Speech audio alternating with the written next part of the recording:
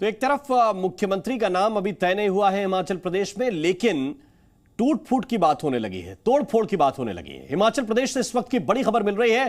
कांग्रेस के नेता सुखविंदर सुक्खू ने दावा किया है और दावा बड़ा है। दावा यह है कि बीजेपी के कुछ विधायक टूट सकते हैं, यह सुखविंदर सुक्खू ने कहा है।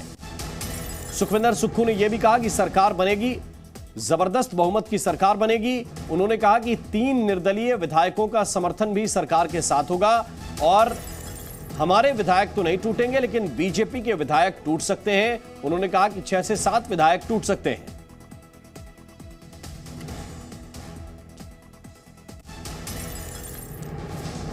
देखिए, मैं तो किसी भी रेस में ना आज हूं, ना कल था, ना भविष्य में हूंगा।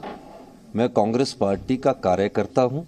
कांग्रेस पार्टी के कार्यकर्ता के रूप में मैंने हमेशा कार्य किया और मुझे कभी पद की लालसा नहीं रही है। जब मैं छात्र जीवन में था तो मुझे प्रदेश का कांग्रेस पार्टी ने अध्यक्ष बनाया और जब मैं युवा जीवन में था तो युवा कांग्रेस का अध्यक्ष बनाया, प्रदेश कांग्रेस कमेटी का अध्यक्ष बनाया। आज मैं राजनीतिक दृष्टिकोण से ये कह सकता हूँ कि मुझे पार्टी ने बहुत कुछ दिया है और पार्टी का हुक्म मानना मेरा दायित्व है। कल सीएलपी की मीटिंग हुई, आपने अपना पक्ष रखा।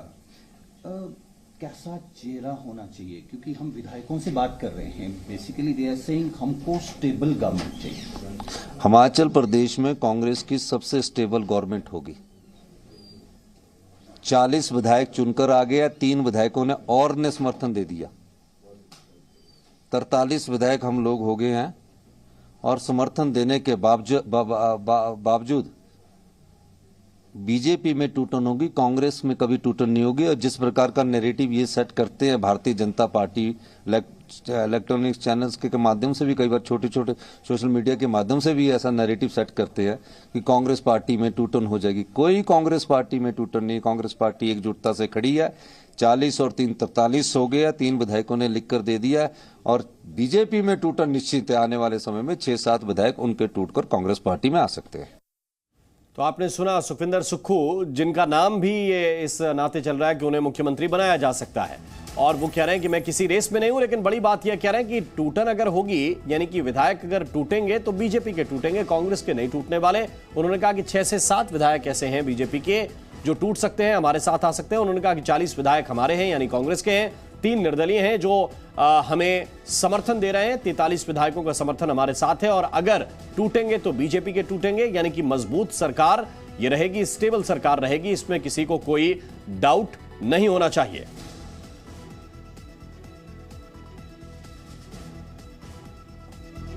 और आइए अब आपको ये दिखाते हैं कि किस तरह फॉर्मूला बनाने की कोशिश हो रही है, कैसे हिमाचल में मुख्यमंत्री तय हो सकता है, किस फॉर्मूले के तहत तय हो सकता है, यह हम आपको दिखाने की कोशिश करते हैं। तो सीएम पद की रेस में फॉर्मूला क्या हो सकता है? एक तो सुखविंदर सुक्खू, इनका नाम बड़ी तेजी से चल रहा है और इन पर ग्रीन टिक आला कमान का भी लग सकता है। अब जरा सिचुएशन यह है कि दूसरी तरफ वीरभद्र सिंह का परिवार है, जिसमें प्रतिभा सिंह जो है, जो सांसद हैं इस वक्त, उनके नाम पर क्या मोहर लगेगी। लेकिन कहा जा रहा है कि वो रेस से बाहर है, क्योंकि सांसद हैं, एक सीट पर उपचुनाव कराना पड़ेगा अगर उन्हें विधायक बनाना है तो। लेकिन उनके बेटे हैं विक्रमादित्य सिंह। विक्रमादित्य सिंह भी सक्रिय हैं और इनको डिप्टी सीएम का पद दिया जा सकता है। तो डिप्टी सीएम का पद अगर दिया जाएगा और सुखविंदर सुक्खू सीएम होंगे तो क्या इस फॉर्मूले पर बात बन जाएगी, यह जरूर देखना होगा। अमित भारद्वाज इस वक्त हमारे साथ ज्यादा जानकारी के साथ जुड़े हुए हैं। अमित, क्या फॉर्मूला सेट हुआ है? आला कमान अभी विधायकों की जो बात है, जिसको ऑब्जर्वर्स ने पहुंचाया है, क्या उसका इंतजार कर रहा है या चीजें तय हो चुकी हैं? क्योंकि 1 लाइन रेजोल्यूशन यह था कि आला कमान को ही तय करना है। देखिए, आलाकमान के पास पूरी डिटेल रिपोर्ट पहुंच चुकी है और मैं आपको बता दूं कि कभी भी मुख्यमंत्री के नाम पर जो है वो मोहर लग सकती है। सुखविंदर सिंह सुक्खू रेस में सबसे आगे चल रहे हैं, मुकेश अग्निहोत्री भी। आपको बता दूं कि कल जब बैठक शुरू हुई तो सुखविंदर सिंह सुक्खू के साथ 16 से ज़्यादा विधायक थे, प्रतिभा के साथ भी 18 से ज़्यादा विधायक थे। लेकिन उन विधायकों ने, जो प्रतिभा के साथ थे, उन्होंने कहा कि जो मुख्यमंत्री का चेहरा हो वो विधायकों के बीच में से ही होना चाहिए। तो उसके बाद जो है वो पूरी चर्चा की गई। अभी जो हमारे सोर्सेज बता रहे हैं, पॉलिटिकल सोर्सेज, की सुखविंदर सिंह सुक्खू के नाम की चर्चा सबसे ज्यादा तेज हो गई है। मौका दे सकती है आलाकमान उनको, और साथ ही साथ जो है मुकेश अग्निहोत्री की भी बात जो है वो चल रही है। राजेंद्र राणा ने भी अपना दावा ठोका था, उनका भी जो है प्रतिभा के साथ काफी अच्छा जो है वो कम्युनिकेशन है, तो हो सकता है कि अपनी तरफ से अगर हॉली लॉज कोई नाम दे तो वो ये भी हो सकता है, राजेंद्र राणा भी हो सकते हैं।